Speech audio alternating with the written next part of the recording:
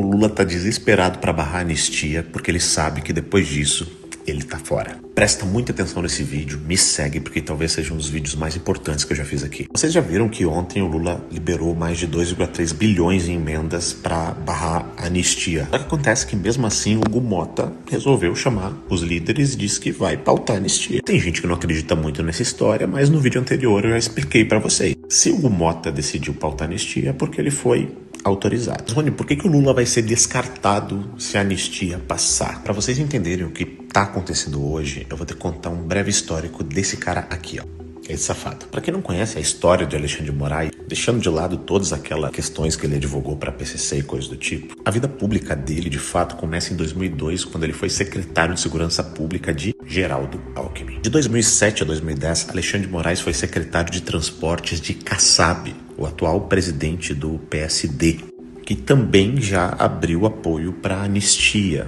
Prestem atenção que é importante.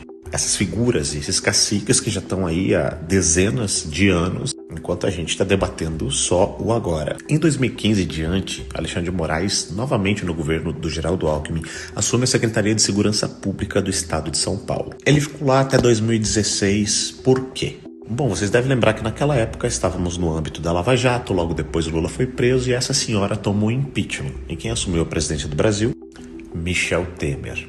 Michel Temer também estava envolvido nessas questões da Lava Jato. E a Lava Jato ia avançando até que chegou no amigo do meu pai e começou a chegar nos ministros do Supremo Tribunal Federal. Tinha um juiz que era implacável contra a corrupção dentro do Supremo Tribunal Federal. O nome dele era Teori Zavascki e ele era o relator da Lava Jato. O cara era implacável, só que misteriosamente o avião de Teori Zavascki cai, ele morre e o Michel Temer vai lá e nomeia o secretário de Segurança do Estado de São Paulo, nomeado por Geraldo Alckmin para o Supremo Tribunal Federal, Alexandre de Moraes, depois de um escândalo ali envolvendo Marcela Temer e coisas do tipo. Mas isso não vem ao caso agora, porque eu tô resumindo isso porque é importante, porque eu vou contar para vocês. A questão é que quando houve o impeachment da Dilma, o Brasil era dividido em outra polarização. A polarização PT e PSDB. Não existia Bolsonaro, bolsonarismo, patriotismo, não existia direita, não existia esquerda, era tudo a mesma porcaria.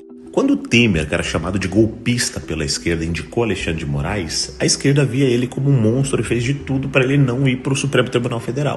A questão é que a ideia de Temer, que representa o sistema político brasileiro, que são os mesmos que estiveram envolvidos no Mensalão, no Petrolão, e na realidade essa galera roubou tanto quanto o Lula, eles tinham certeza que com a saída do Lula do jogo, eles emplacariam alguém da oposição da época, ou seja, Geraldo Alckmin. E até aí a Lava Jato continuava implacável, Lula ficou inelegível, foi preso. Por quê? Porque eles queriam Geraldo Alckmin. Eles tinham certeza que iam botar Geraldo Alckmin na presidência da República, como eles sempre quiseram, a galera do centrão ali do sistema político brasileiro. Só que Bolsonaro é norte, Bolsonaro é nordeste. Bom, o político do baixo clero que simplesmente caiu nas graças do povo brasileiro, com seus discursos fortes, defendendo princípios, família, venceu as eleições. Aquela eleição que, inclusive, eles não deixaram o Lula concorrer porque ele era um condenado corrupto. E o Geraldo Alckmin, que era o candidato deles, ficou atrás do Cabo Daciolo. Ou seja, os planos dessa galera aqui foi tudo por água abaixo por causa de Jair Messias Bolsonaro. Bolsonaro vira presidente, fica cada vez mais popular, não conseguem pegar o cara em caso de corrupção. Desde antes dele assumir a presidência, eles já diziam que ele ia tentar dar um golpe. Vocês devem lembrar disso. Não porque é golpismo, porque defende militarismo e blá blá blá blá blá blá blá. Ou seja, Bolsonaro hoje é condenado por uma narrativa que foi criada antes de 2018. Porque já naquela época diziam que ele era muito perigoso para o sistema. Só que, como esse cara foi ficando cada vez mais popular, tendo mais seguidores e era praticamente impossível ele perder uma eleição para alguém do sistema, mesmo após esse cidadão ter sido condenado em todas as instâncias por unanimidade, eles deram um jeito, uma manobra de anular os processos dele. E não, ele não foi descondenado. Os processos dele votaram na estaca zero. Só que não deram sequência porque, devido à idade dele, os processos prescreveram na metade do tempo. Uma questão jurídica que existe, que beneficiou esse safado aqui. Bom, nesse momento, o sistema entendeu que, para tirar Bolsonaro, eles precisavam de uma figura popular, transformar ele em praticamente um inocente. Para isso, eles usaram a Rede Globo. O senhor não deve nada à justiça, dizia William Bonner. E usaram todos os tipos de narrativa possível para dizer que esse cara era inocente, enfim, ganhar popularidade para as eleições que se aproximariam. Nesse momento, o STF e o Alexandre de Moraes já infernizavam a vida do Bolsonaro e não deixavam ele governar. E aí eu fico imaginando a conversa desses caras da cela. Ó, Lula, a gente vai te tirar da cadeia, a gente vai te botar a concorrer. Mas só se teu vice for Geraldo Alckmin. Vocês acham mesmo que o Lula foi procurar Geraldo Alckmin porque achava que ele ia ser o melhor vice de todos? Ou vocês acham mesmo que o Alckmin mudou de ideia quando dizia que eles voltaram à cena do crime? Não. Tudo parte do jogo. Bom, a partir disso, com uma ajuda absurda do TSE, esse cidadão foi colocado na presidência da República. Mas não exatamente para ser o presidente, porque o sistema ainda quer botar ele lá no lugar onde botaram lá atrás. Mas para isso eles precisam tirar a outra figura extremamente popular do caminho. O cara que não roubou, o cara que não deixou roubar, o cara que durante seu governo não teve grandes esquemas de corrupção, e para esses corruptos eles perdem muito dinheiro.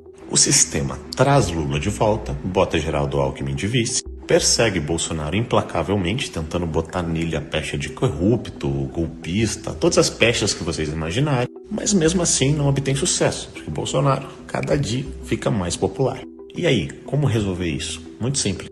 Transformaram Bolsonaro em inelegível. Só que ainda tem um porém, mesmo estando inelegível, segundo o Pacto de São José da Costa Rica, ninguém pode ser impedido de participar de uma eleição se não tiver uma condenação criminal contra ele. A partir disso, o Supremo Tribunal Federal cria a tal do crime de golpe de Estado, com aquela farsa do 8 de janeiro e essa palhaçada toda que vocês já sabem e eu não vou ficar explicando de novo. Aí agora eles têm uma condenação criminal contra o Bolsonaro. Mas falando do 8 de janeiro e de anistia, por que tudo isso é extremamente relevante?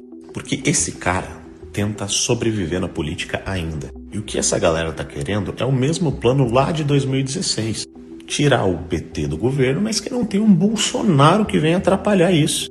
Se Hugo Mota, de fato, foi autorizado a pautar anistia, significa que essa anistia não vai ser ampla, geral e irrestrita. Significa basicamente que dificilmente essa anistia vai botar Bolsonaro no jogo político de novo. E eu não estou falando isso para tirar as esperanças de vocês, porque ainda tem o fator Trump, o fator Magnitsky, que era um outro fator que eles não contavam que os Estados Unidos iam vir com tanta força assim para cima do Brasil. Então esse é um outro ponto. Nesse vídeo eu estou falando apenas sobre o que está acontecendo no Brasil. A estratégia desses caras agora é pautar anistia, mas obviamente que não para todo mundo. Que no momento em que essa galerinha aqui tiver certeza que Bolsonaro não vai concorrer de jeito nenhum, e isso depende também muito de Donald Trump, e por isso essa demora toda, porque se isso tudo não tivesse acontecido, vai por mim, Lula já teria tomado o impeachment. Inclusive, a CPMI do INSS é um desses grandes trunfos, e ela vai avançar mais ou menos conforme avança a anistia. Escutem o que eu tô falando, porque o sistema vai querer entender quando que eles vão dar o checkmate nesse cara.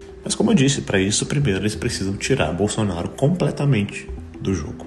Basicamente, o Lula sabe, e é por isso esse desespero todo.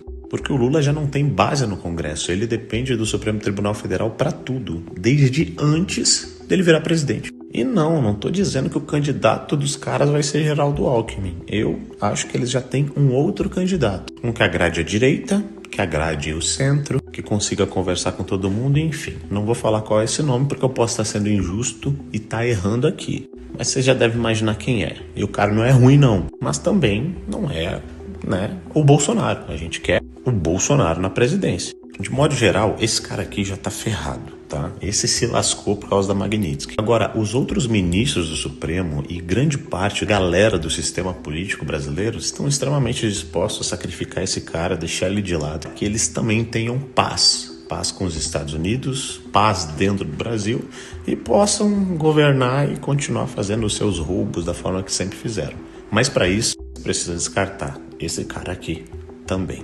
E ele sabe disso. Então minha aposta é, a anistia vai avançar, mas não a passos largos. Vai ser lento, com muita negociação, muito canetaço, muita autorização. No sentido que eles façam as coisas de um jeito, não que fique bom pro povo, mas que fique bom para eles. Ah, mas o Supremo não vai aceitar a anistia. Vai sim.